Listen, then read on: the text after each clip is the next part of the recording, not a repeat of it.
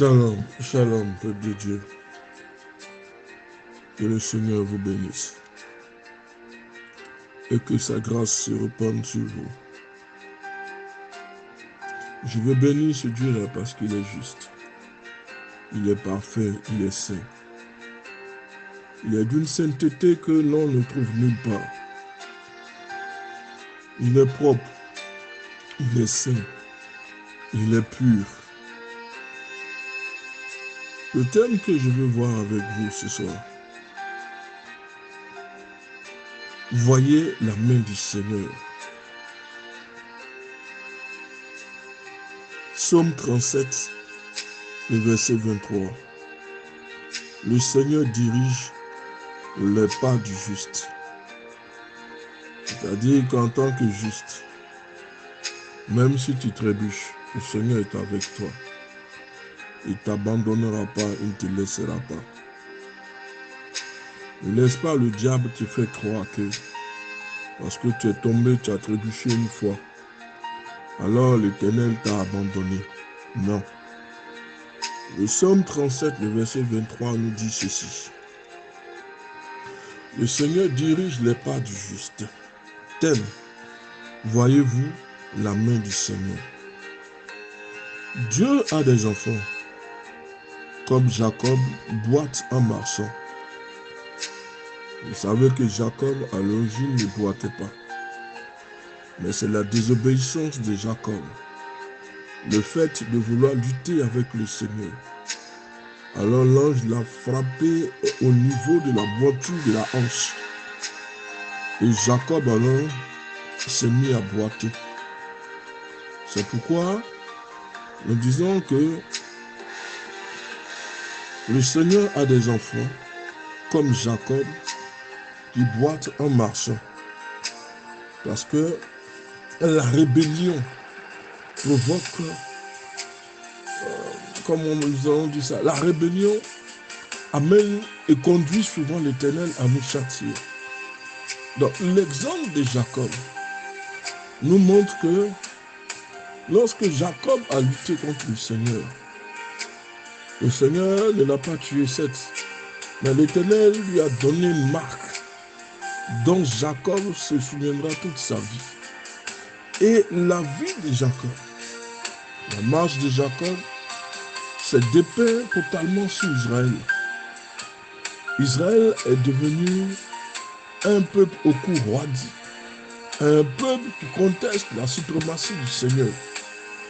Donc Israël était devenu ainsi à l'image de Jacob. Nous disons donc, Dieu a des enfants qui, comme Jacob, boitent en marchant. Peut-être sommes-nous l'un d'eux. Avons-nous traversé un moment très douloureux qui nous a laissés vulnérables, dépourvus de toute assurance? Parce que quand les chrétiens sont dans les épreuves, ils n'ont plus l'assurance qu'il faut. Ils commencent à se poser des questions. Le Seigneur nous a-t-il abandonnés?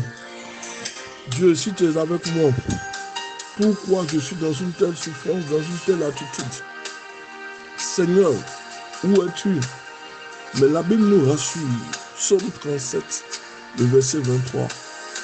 Le Seigneur dirige les pas de ceux qui sont justes.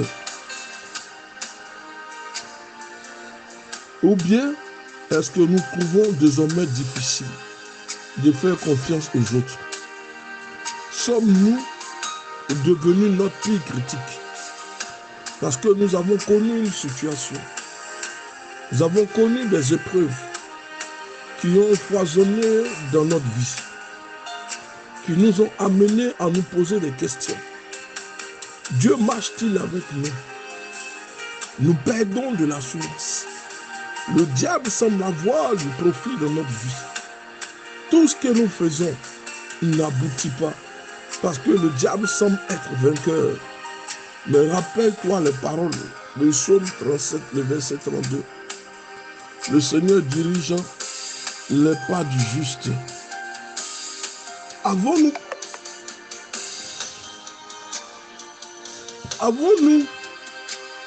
conclut que notre ministère ou notre carrière était irrémédiablement terminée. Pire encore, nous n'avons pas eu le temps de nous relever au moment opportun.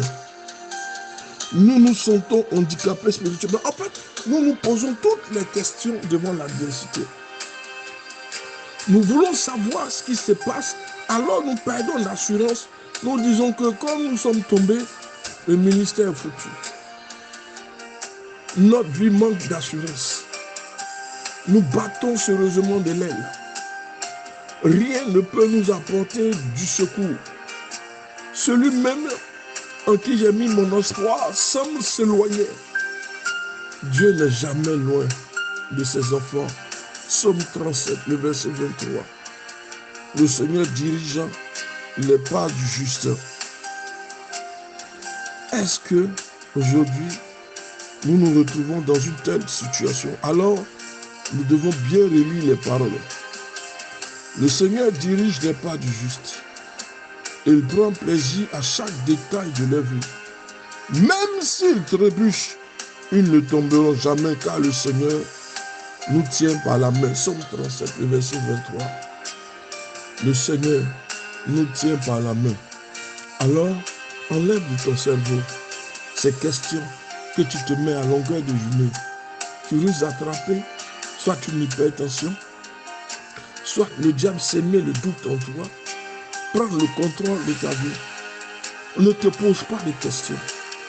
Ne te pose plus de questions. Est-ce que mon ministère est terminé? Est-ce que je pourrais arriver quelque part un jour? Nous sommes devenus vulnérables, dépourvus d'assurance devant les situations, l'adversité. Et nous nous disons que les choses sont finies.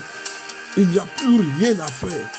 L'Éternel n'entend pas ma prière, l'Éternel ne m'exauce plus.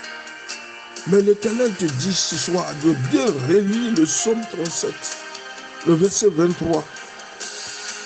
Le Seigneur dirige les pas du juste. Il prend plaisir à chaque détail de leur vie. Même s'ils trébuchent, ils ne tomberont jamais, car le Seigneur les tient par les mains. Dieu aime utiliser des gens petits de faiblesse, car lorsqu'ils remporteront les victoires, ils ne deviendront pas arrogants comme les autres. Ils s'imaginent les mérites, ils s'arrogent les mérites. Dieu ne peut pas utiliser quelqu'un qui se croit suffisant. Non, il préfère toujours prendre celui qui est dans les faiblesses, celui qui est dans son petit coin, celui qui pense que le regard de Dieu n'est pas sur lui. Alors que nous savons que le regard de Dieu parcourt la terre, cherchant celui qui est dans la faiblesse. Parce que c'est dans nos faiblesses que le Saint-Esprit se manifeste et se déploie. Et Dieu nous utilisant, faisant de nous des miracles, nous comprendrons alors que les miracles que nous faisons, la richesse que nous avons, l'élévation que nous avons, ne vient pas de nous ni de notre propre force. C'est parce que l'Éternel a voulu placer sa grâce sur ma vie, son esprit en moi. C'est de ce cadre-là que je fais des miracles. Les boiteux se lèvent, les paralytiques marchent. C'est parce que la grâce de Dieu m'accompagne. La main de Dieu me fait passer dans des endroits impossibles. Les portes s'ouvrent automatiquement. Rien ne me résiste. Tout ce que je fais me réussit. Parce que la grâce m'accompagne. La Bible dit, le Seigneur dirige mes pas. Donc quand il y a un problème, l'Éternel te dira où il faut passer. Parce que c'est lui qui dirige tes pas. Quand il y a une situation, une épreuve, mets-toi dans le temps de jeûne et de prière. Demande à Dieu l'endroit, le chemin, la solution, la porte que tu dois utiliser parce que c'est lui qui dirige tes pas. Il aime le faire. Bah, ceux qui sont pétris de faiblesse. Parce que lorsqu'ils deviendront grands, ils remporteront les victoires. Ils seront moins arrogants.